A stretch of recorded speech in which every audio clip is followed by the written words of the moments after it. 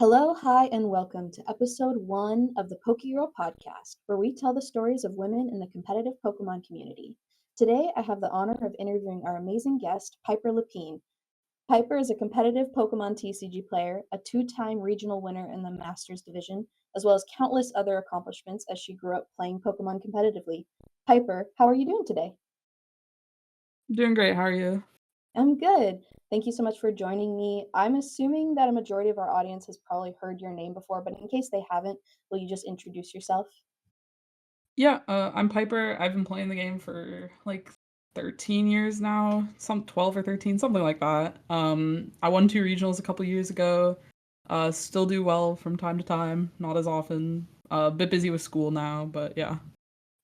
That's awesome. Well, yeah, thank you so much for taking the time out of your busy schedule. I know you balance a lot to hop on here and introduce yourself. And yeah, to kick things off, can you share a bit about where you grew up and how it shaped who you are today?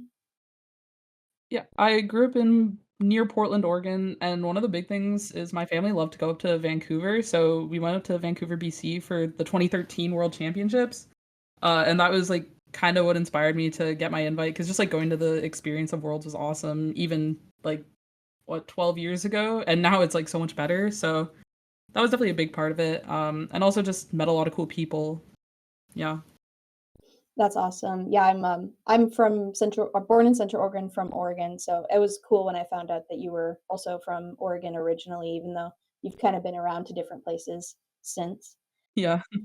So, what or who got you started with the Pokemon TCG originally? I got started just getting some cards at school. Then I went to a local game store, and I don't remember. I think Seth, who works at TPCI now, was one of the first people that like taught me the game. There was like a group of people from Oregon, but yeah, um, that's what I remember off the top of my head.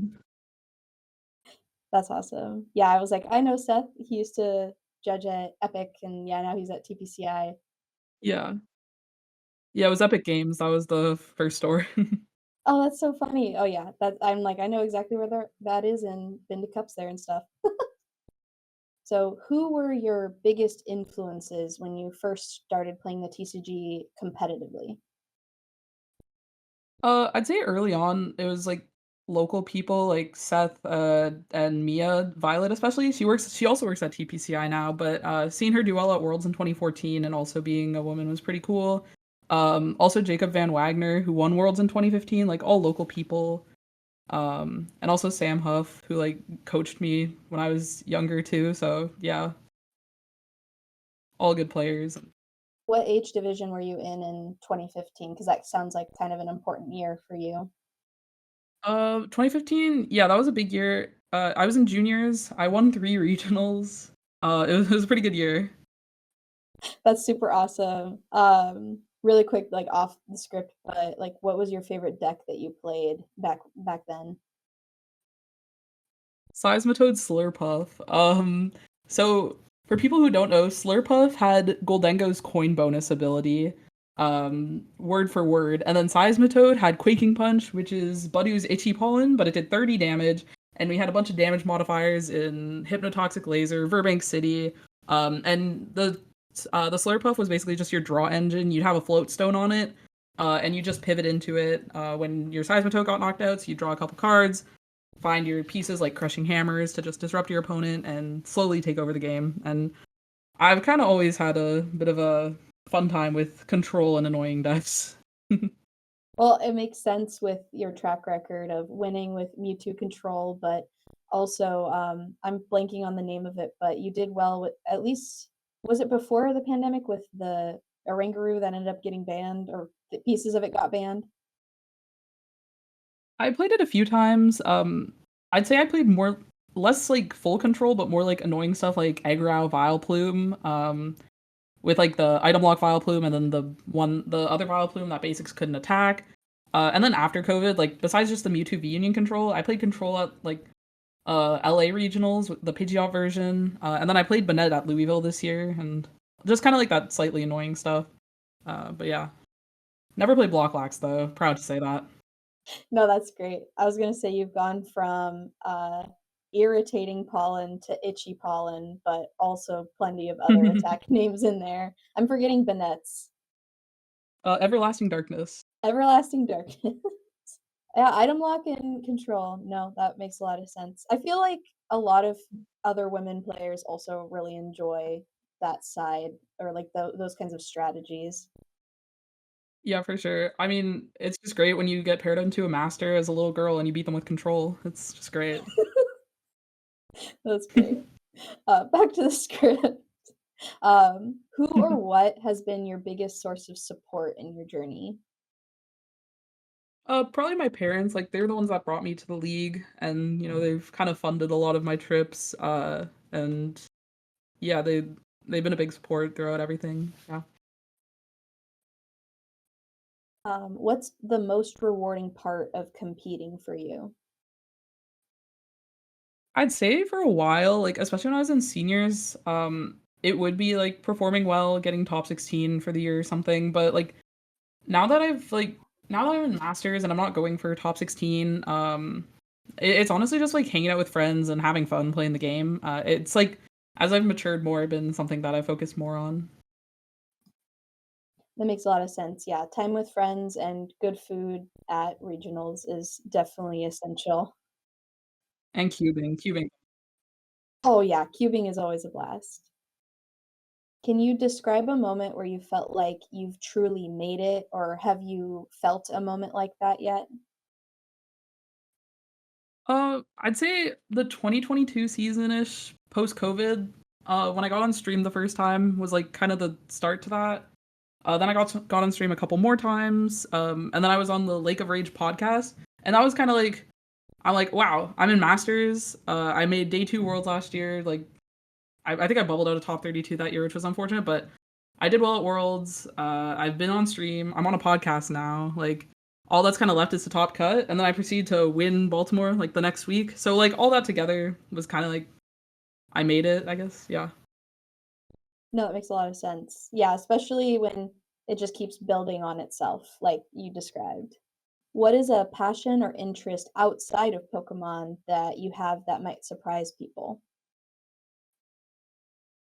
I think I might have said this before somewhere, but I make pottery. Like, in my 12th grade year, I did AP 3D studio art, something. I don't remember the exact name, what it is, but something like that. So I just had a portfolio full of different pottery pieces, and yeah, it was fun. But I've done it for a lot longer than just senior year, like probably 6, 7 years now. Yeah. No, that's awesome. Yeah, I think you mentioned that on the takeover episode that you, me, and Eliza recorded together for the Lake of Rage podcast. Because I think I asked a similar question, but I feel like it's always good to have a creative outlet. You use your brain so much. I'm sure between school and Pokemon, the more like analytical, logical side of things. So good to throw some pottery. Yeah, for sure. What's the biggest life lesson that Pokemon has taught you so far? I think it's just like helped me better with, like, dealing with losses or, like, things not going my way, I guess. Cause like, I've had plenty of events. I played so many events in seniors, and still a lot in masters that it's like, I have events where stuff just feels like it's completely out of my control, like, I get sick before an event, can't test, but it's like, I'm still able to have a good time hanging out with friends and stuff and playing the game I love. No, that makes sense. Yeah. It's all balance, which leads me into the next thing of what does balance mean to you and how do you achieve that balance?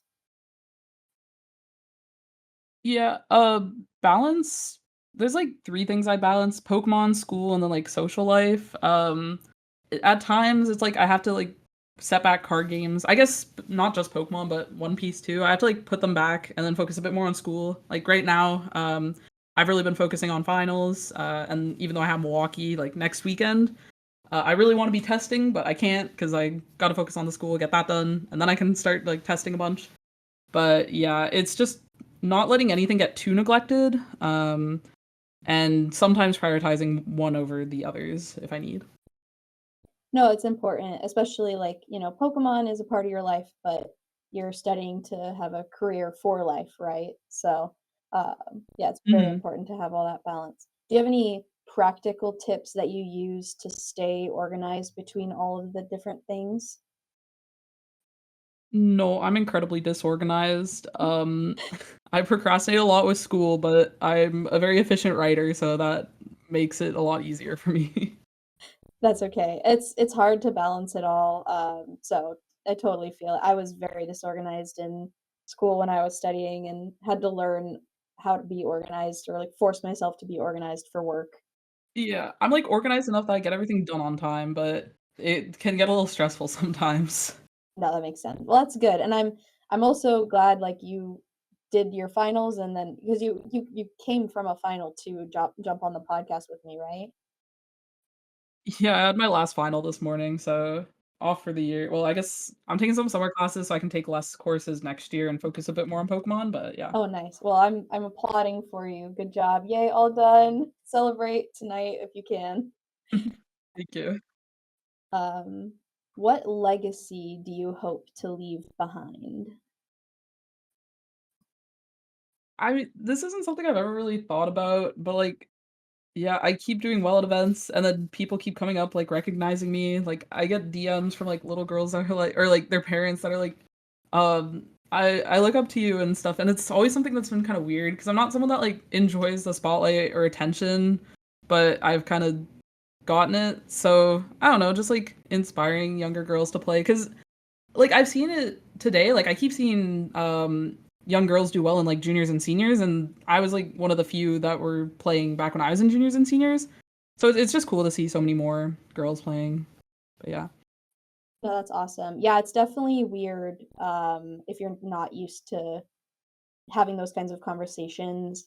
Yeah, I had like a couple parents reach out to me pretty early on in me playing competitively and ask me to like talk to their daughters or, you know, try to inspire them in different ways. And I'm like, I don't, am I responsible for this? Wow. So I know what you mean. It's a big responsibility, but it's important too. So, do you have any failures that turned out to be a blessing in disguise?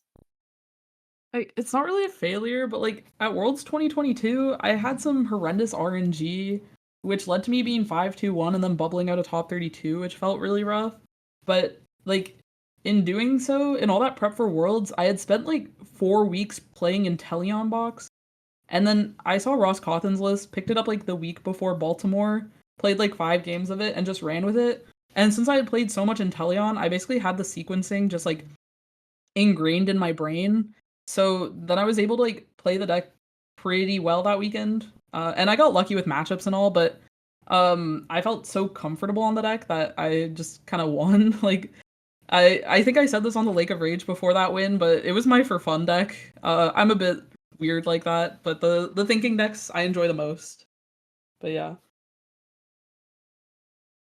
I think that recently we've heard from so many different, especially regional winners, the importance of just all the reps, whether that be on begrudgingly on PTCG Live Ladder or just in person or with, testing partners and other things. So, no, that makes sense. Yeah, TCG Live is so unfortunate. I went to go play yesterday, play some Guardy for Milwaukee next weekend, and I can't play the game. It's just so unlucky. Yeah, I was seeing so many tweets today about it's still, or was it still down this morning still? I think so. I got off my final and I looked on Twitter and think I saw like screenshots that like it's still down. Jeez Louise. Yeah, I'm hoping that that is, like, a good sign in the end of, like, they're putting in a bunch of work now and it'll be better, but I kinda doubt it. I doubt it as well. Yeah, unfortunate. Well, on that note, uh, let's have our perplexing Pokédex. So I am going to read you a Pokédex entry. You get 3 hints to ask. You can ask, is it an evolution Pokemon? What type of Pokemon is it? And then freestyle. So I get to choose a random hint to give you. Are you ready? All right. Yeah. Okay. Said to rest quietly in an undiscovered cave, this Pokemon was created solely for battling. Oh boy. So I'm thinking of like created Pokemon. There's like the type Nolan Valley.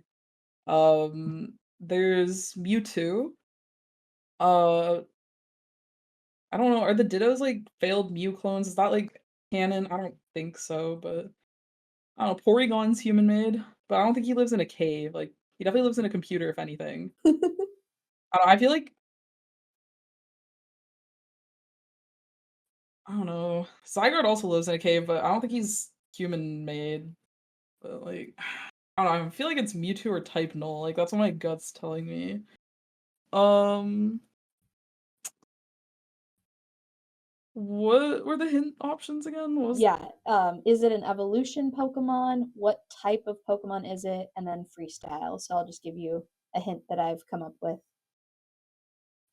mm, I want to hear your hint. Just My freestyle? oh yeah, This Pokemon I'm intrigued. this Pokemon appeared in a deck that you piloted to win a regional championship. Okay, I think it's Mewtwo then. I don't think I've played Type Null. I don't think so either. I am going to read the other hints for the listeners. So, is it an evolution Pokemon? No, it is a basic. Then, what type of Pokemon is it? It's a psychic type Pokemon. And Piper, you were right. It is Mewtwo.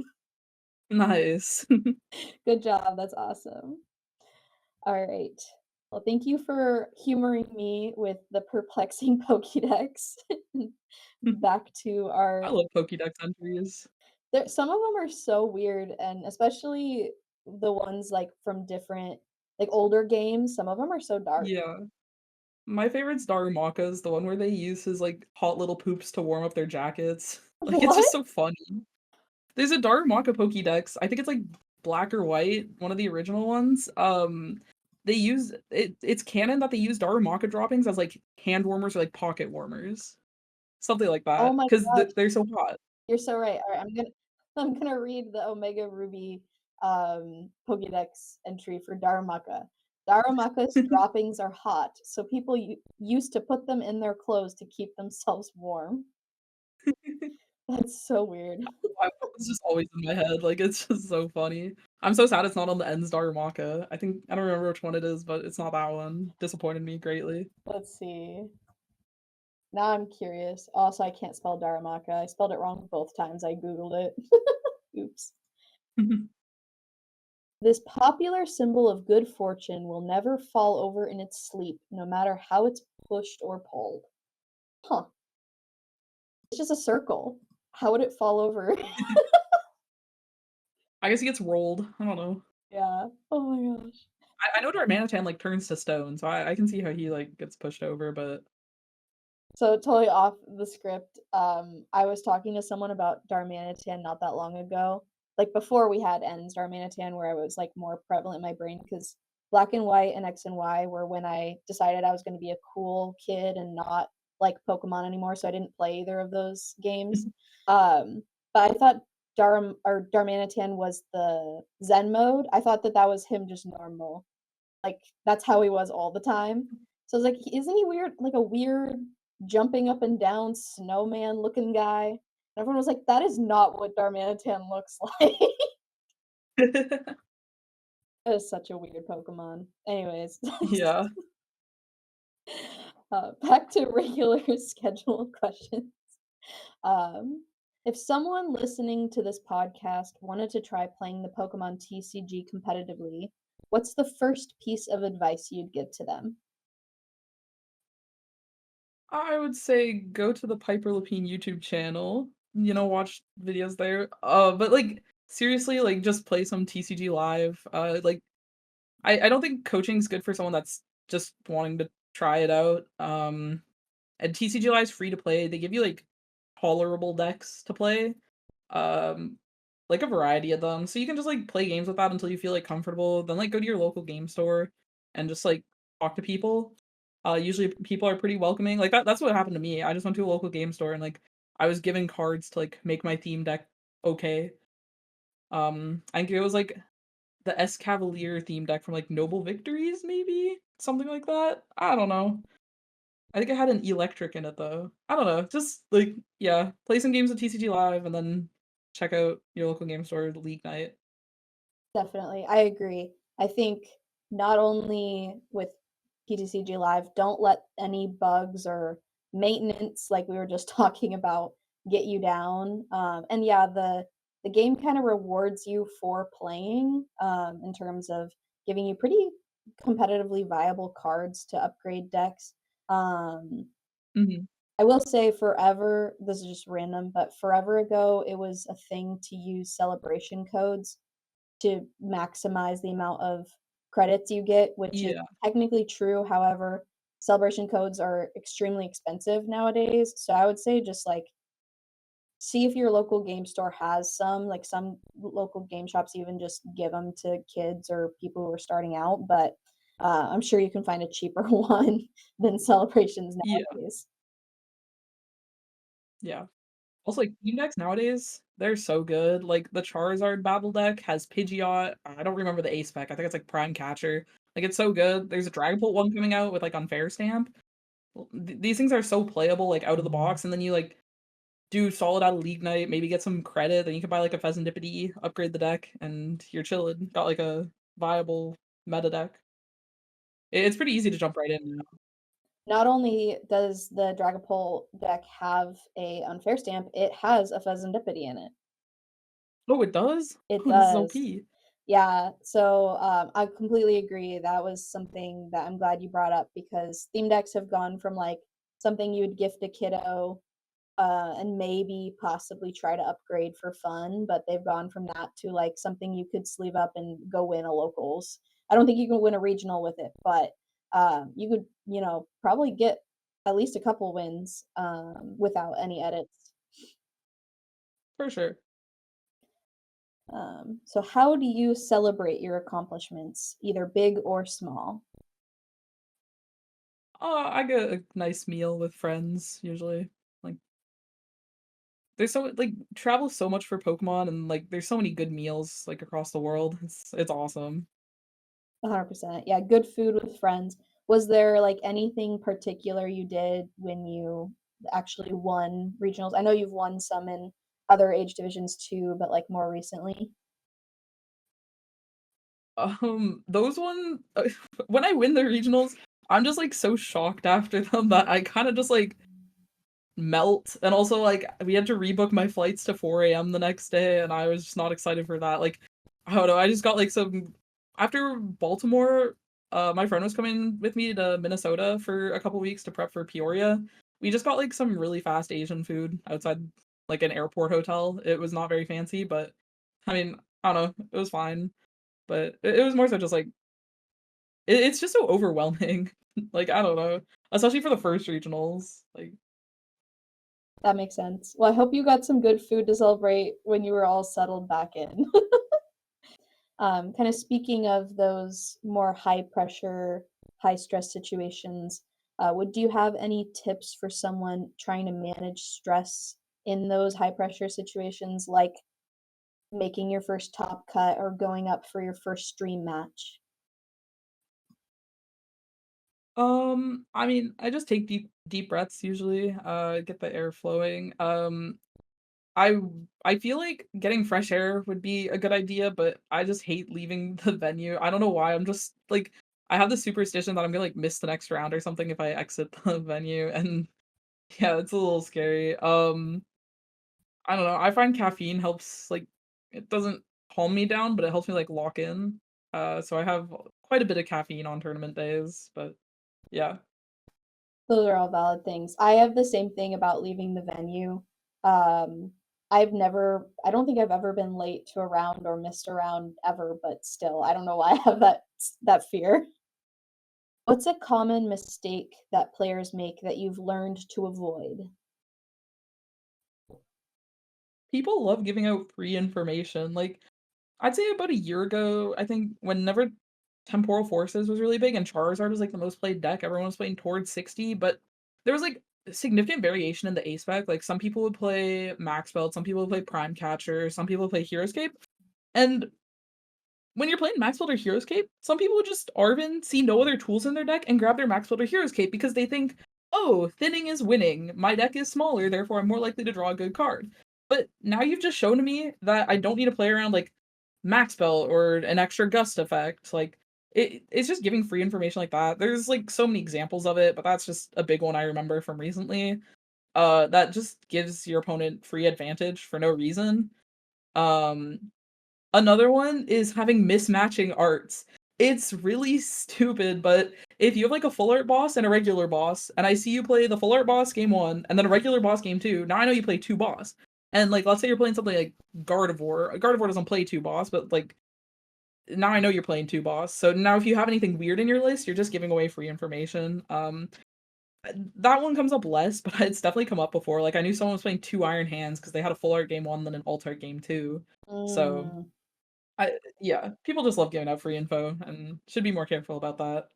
No, that makes sense. And I think that something that I've realized over time, as someone who watches a lot of competitive Pokemon content and also goes to a decent amount of majors, is the players playing at the top tables are not using bling cards normally, and also they're not using like pretty art sleeves and things like that. You know, like there a lot of times I feel like everything is just min rarity. Try not to get off any more extra information. Plain color sleeves, you know, sometimes sponsored, sometimes not. No, that makes a lot of sense. Yeah, I don't agree on the no bling. I like my deck to look good, but I don't do mismatching arts usually. I try to keep them matching, but yeah, like I love the Diamond Pearl energies. I will not be using Scarlet Violet energies unless they force me to. Like So valid. they're so ugly. No, completely agree. I also love the bling. I've got probably too much. I did the math for Atlanta because I was genuinely curious, and my deck was worth like $750. I was like, oh geez, Oh, just because.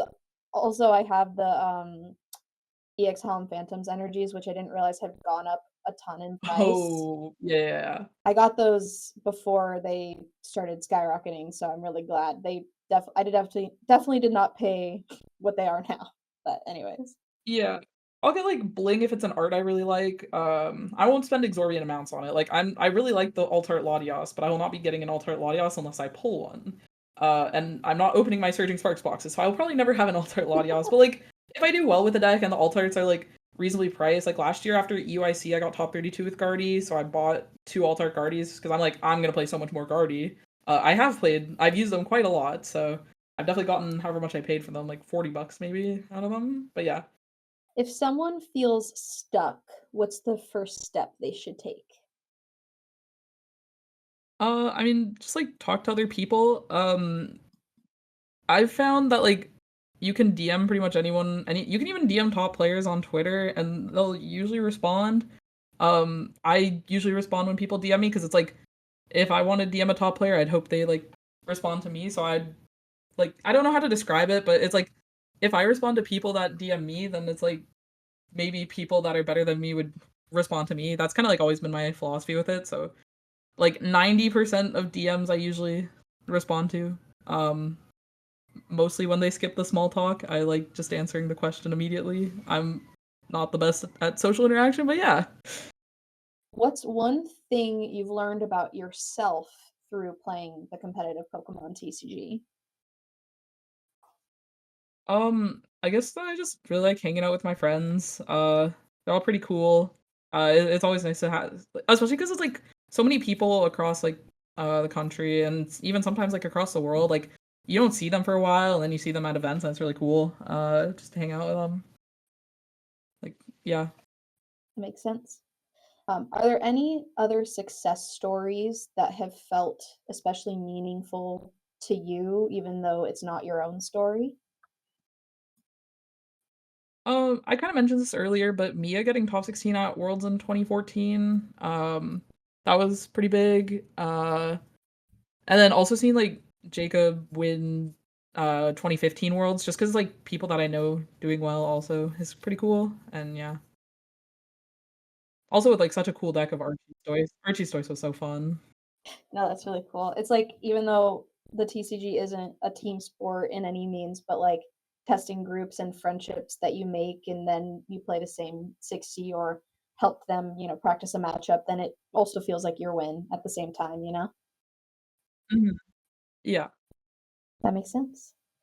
If you could tell a younger version of Piper one thing related to your journey with the Pokemon TCG, what would you tell her? Uh, Play the fun deck. Don't be a meta slave. The fun deck is usually better. That's good advice.